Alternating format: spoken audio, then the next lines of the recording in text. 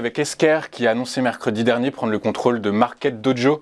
Esker qui affiche également un PER de 107,49. Du coup, si on doit rentrer sur cette valeur, c'est forcément un investissement de long terme, Charles? Alors, en effet, il y a une belle acquisition aussi pour Esker, hein, c'est vraiment la période, décidément. En effet, donc c'est une toute petite société britannique qui a que 20 collaborateurs, mais à peu près 160 clients, et la plupart du chiffre d'affaires de la société cible se fait à l'international.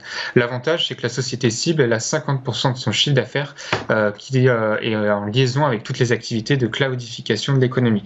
Donc ça, c'est un élément très positif en fait pour Esker, puisque la société cible ne coûte pas excessivement cher vis-à-vis du PER a priori d'Esker, mais par contre derrière on a vraiment une croissance et des relais d'activité dans des secteurs économiques qui eux-mêmes sont en croissance, à savoir le cloud.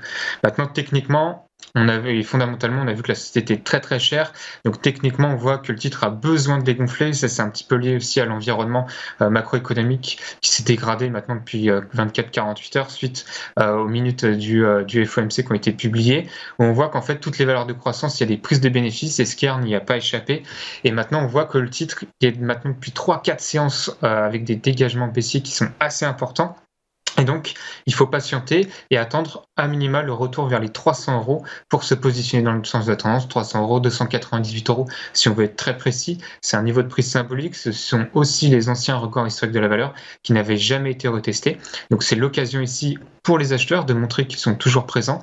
Et surtout, on a un cluster de support. Niveau horizontal, oblique, moyenne mobile à 120 périodes qui joue là aussi un rôle de support dynamique. Donc beaucoup de facteurs qui pourraient permettre à minima un rebond technique en faveur des acheteurs. Mais attention, les volumes sont importants à la baisse et on a une valeur qui est très fortement valorisée avec des PER, vous l'avez dit, qui sont très élevés. Ok, super. Donc du coup, vous anticipez un probable rebond technique à 298 euros.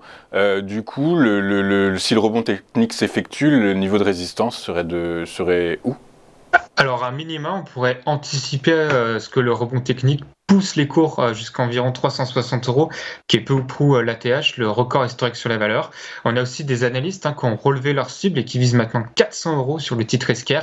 Alors certes, la société a beaucoup de croissance, mais aurait peut-être besoin un petit peu de digérer ces fortes accélérations depuis plusieurs mois.